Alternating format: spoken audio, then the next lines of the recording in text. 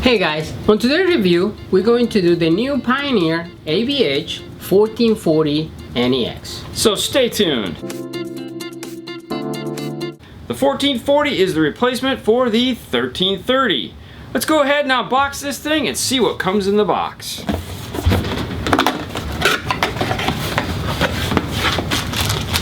Now it does come with a remote control. Now this is important. So they also make the AVH 1400 NEX. One of the differences is it does not come with a remote control. So if you want a remote control, you're going to want the 40. The other difference is the ability to have a front-facing camera. The 1400 doesn't have that. Comes with a bag of screws. Comes with a microphone. Comes with a power plug. Now this power plug is the same power plug they've been using for 4 years-ish. If you want to replace or upgrade to this guy, go right ahead. We have the one 5-foot USB extension because the USB is located on the back. You have a quick start guide, warranty card. That's about it. If you want the full owner's manual, you really need to go to Pioneer's website and download it. Now we'll go ahead and pull it out of the box.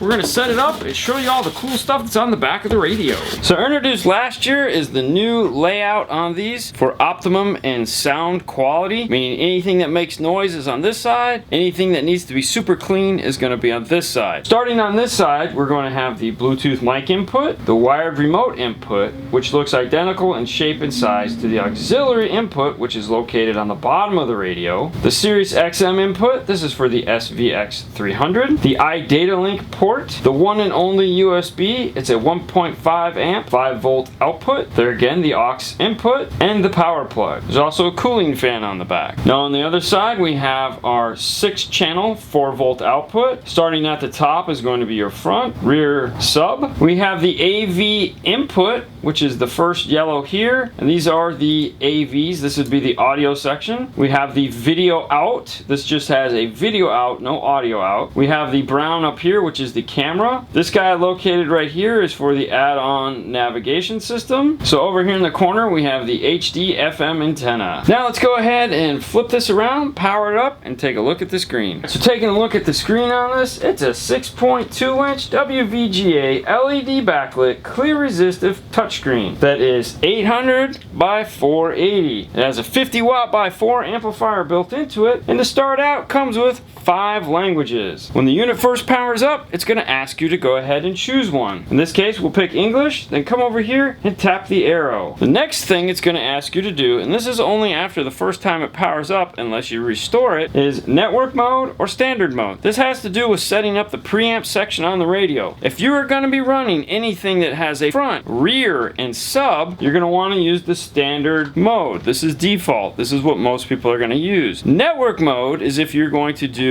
a tweeter, a mid, and a subwoofer, no rear speakers at all, and you'd like to use an active system with this. We'll go over that in a little bit. For this, we're going to go ahead and start out with standard. Select OK. You have a new warning screen that's going to pop up. Go ahead and select OK, or wait 6 seconds and it'll automatically go away. Now on the 6.2-inch you have some hard buttons located here on the side. Across the top here is where your CD, DVD is going to go. You have your volume up, you have your volume down. Below those you have the picture-in-a-picture. This is going to allow you to switch between your phone when you're doing CarPlay. If you press and hold it, it will bring up the camera. Next below that is your main menu button. This is the main menu. If you go here and let's say go to your HD radio, tap it, it'll go ahead and take you back to your main menu.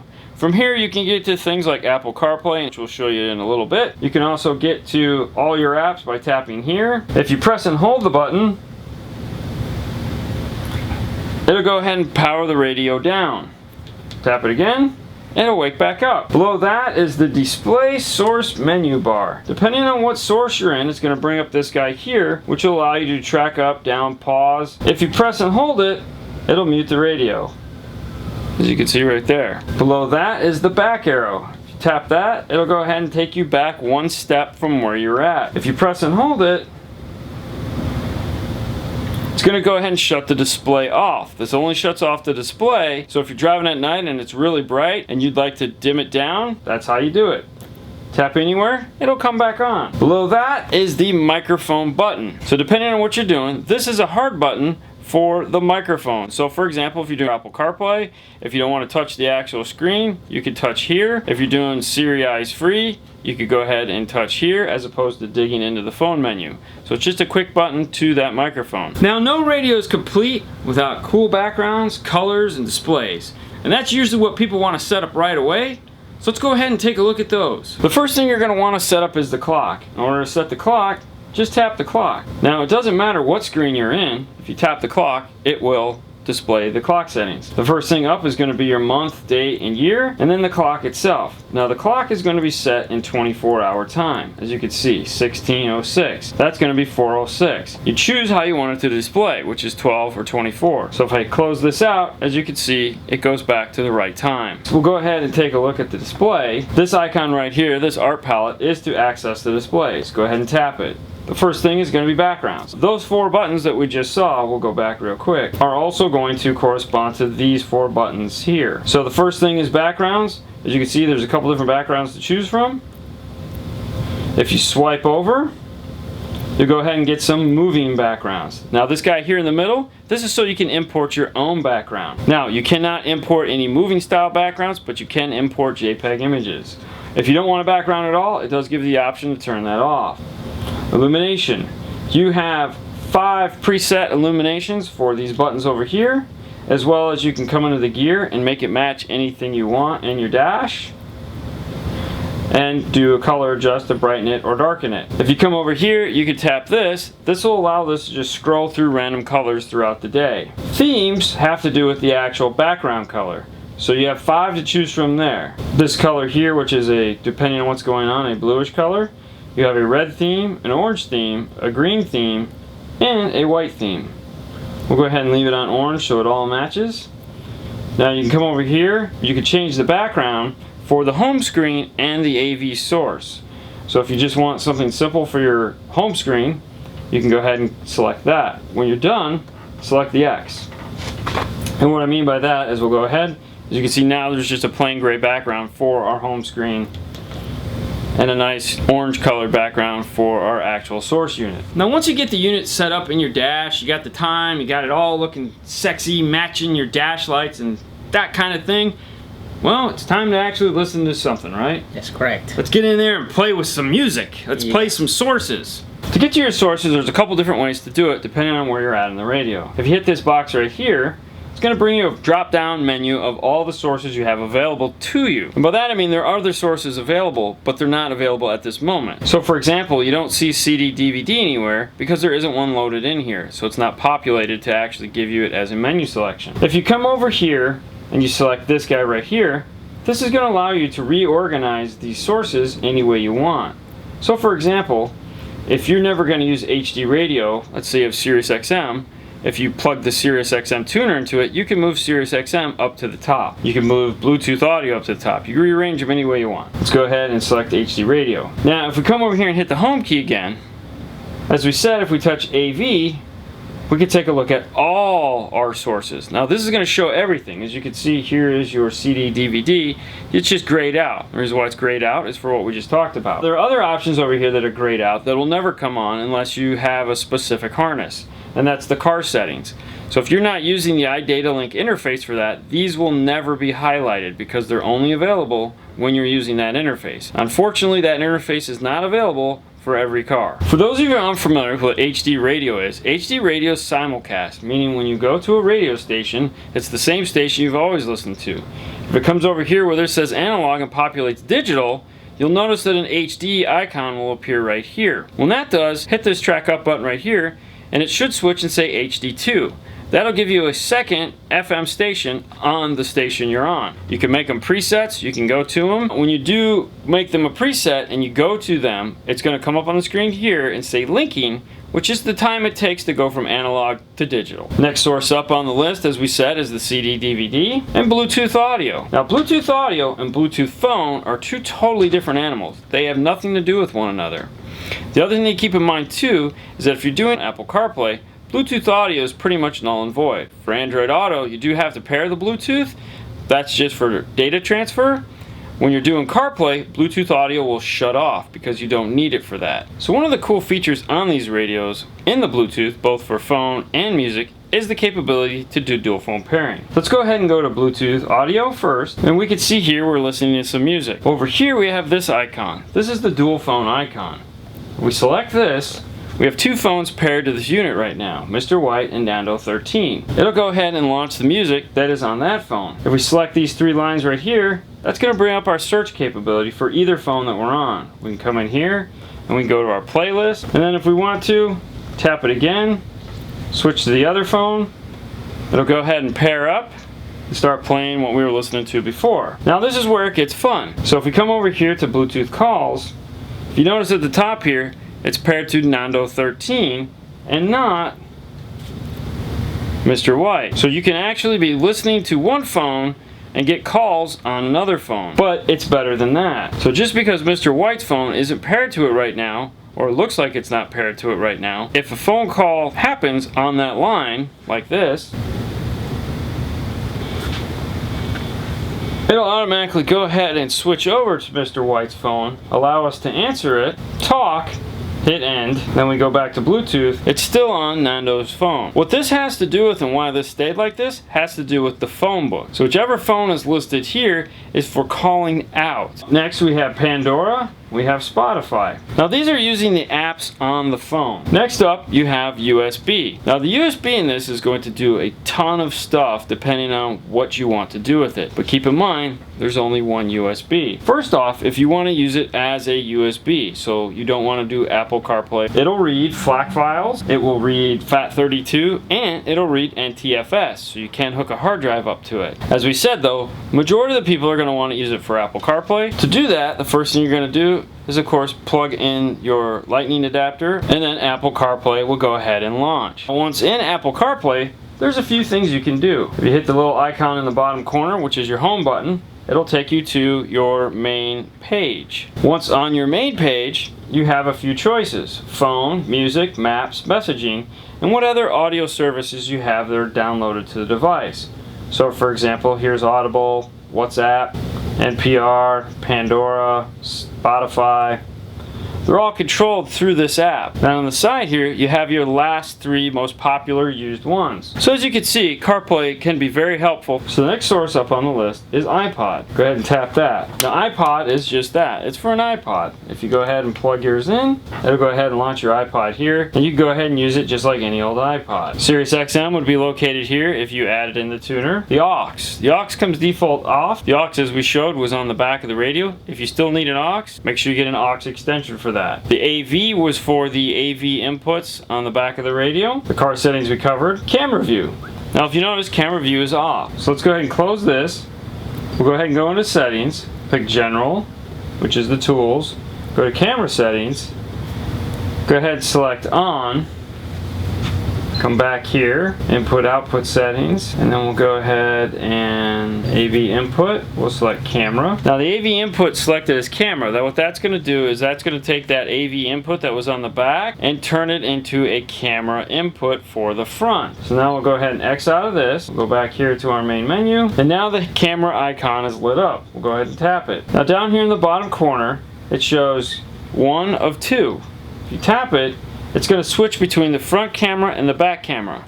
There's also two other icons here, a timer and an X. If you select the timer, what it's going to do is it's going to allow you to go back into the radio, and then 10 seconds after you're done playing with it, it's going to go ahead and default back to the camera, just like that. If you select X, it's going to go ahead and quit that.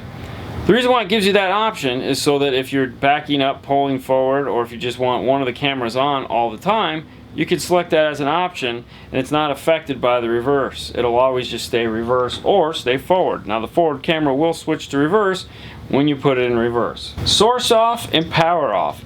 These two are quite unique to the Pioneer. Source off is just that. All it does is shut the source off. Now what this will allow you to do is still make and receive Bluetooth phone calls. It'll allow you to still use Apple CarPlay, but it'll keep the display on like this. Now if you want that to happen and you want the display off, simply just come over here and press and hold.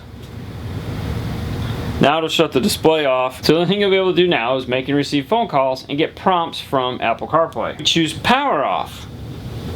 Power off, are you sure you want to turn this unit off? Yes. Power off is actually powering the unit down, just like if you were to turn the key off on the car. So this shuts it down totally. It's a total off. Come over here and hit one of the hard buttons. Now, along with all the sources that the radio has, you have to have the ability to make it sound good. Of course. And of course, Pioneer does that with their cool EQ pack that they have built into it. So now let's go ahead and take a quick look at how you can make this thing sound good. Now, there's two ways to get to the EQ. For one, if you notice over here, there is a EQ option. And the lines actually correspond to the EQ you're using as far as how it looks. So if we come over here, we tap this guy. We'll go ahead and select flat. We'll go back. If you notice, it's flat now. That'll give you the ability to look at it in a glance to see if your EQ has changed. Now, the other way to get to the EQ is by touching the gears and coming over here to the radiating sound. This will take you to the full EQ. Now, as far as the graphic EQ goes, you have 5 presets: super bass, powerful, natural, vocal, flat, custom 1, custom 2. So if you head over to custom 1, tap the screen, you can simply drag your finger on the screen and move the EQ wherever you'd like. And then select the back arrow. Select the back arrow again. That'll take you to balance and fader. There again, just touch where you'd like it, and it'll go there. Mute level. Attenuation, mute, or off. Attenuation just means it's going to lower the volume of the radio when you're pressing mute. Mute is just that. It'll shut it down altogether. And off is you don't want it. Source level adjust. Source level adjust is only available to you when you're on a secondary source. We'll go back to it now, and it'll be highlighted.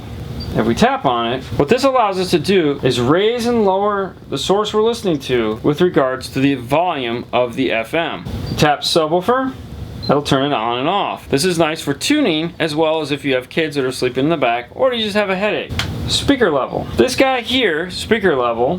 This guy here, listening position. And this guy here, time alignment, all play hand in hand to do time alignment. Come back here to listening position, tell it where you're sitting, go into time alignment. It'll go ahead and pick a predetermined distance it thinks you're sitting from your speakers. Now, naturally, you can go in with a tape measure and measure from your head to the speakers and put those amount of inches in here, simply by touching these guys right here. Once you get that all done, you can come back into speaker level and use that to do a little bit of fine tuning. Crossover. This has high pass for front, high pass for rear, and of course, subwoofer. Now, if you notice, you can turn each one off individually. So if you don't want your low pass on, because you want to use your amplifier, if you don't want your front on, you could shut them all off. Now, crossover is the best way for us to demonstrate what network mode does. But to get there, you have to restore the radio. You can't just reset the radio, unplug power, or anything like that. You physically have to restore it. To do that, X out of this, select gears, go to tools, scroll up until you see restore settings, select restore. Now go ahead, and the radio is going to do its thing, power back up, and when it does, we're going to select network mode. Language, network mode. Okay, now we'll go back into our crossover setting. If you notice right up now, it says high. This has to do with the tweeter. If you notice right here, there's no off. And that is because when you're doing network mode, there is no way to turn off the high pass coming out of the front RCA, as well as out of the white and gray pairs of speaker wires. That's right, you can use the deck power to power those tweeters. You can adjust your slope here, 6, 12, 18, or 24 dB. You can adjust or how low you want the crossover to be. Now if you hit the next arrow, you're going to get your mid-low pass filter. That's this guy right here. And now you've noticed you can actually turn that off. So go ahead and turn that on. But what this is giving you is a bandpass channel for the mid-range, meaning it's giving you how high you want it to play and how low you want it to play. Hit it again, and now you'll get your high pass. Turn that on, so now you've created that bandpass network. Now these are both using the deck power. For the mid-range, it's going to be the green and purple set of speaker wires or the rear RCAs. Now, subwoofers always default off, and anytime you reset it or you power it up for the first time, so we're going to have to turn that back on, go back into the crossover. Now we can go in and we have our subwoofer crossover. So this is network mode. Now also in network mode, it's going to change a couple other things. So for example, time alignment is now going to change. As you see, before we had a front and rear speaker.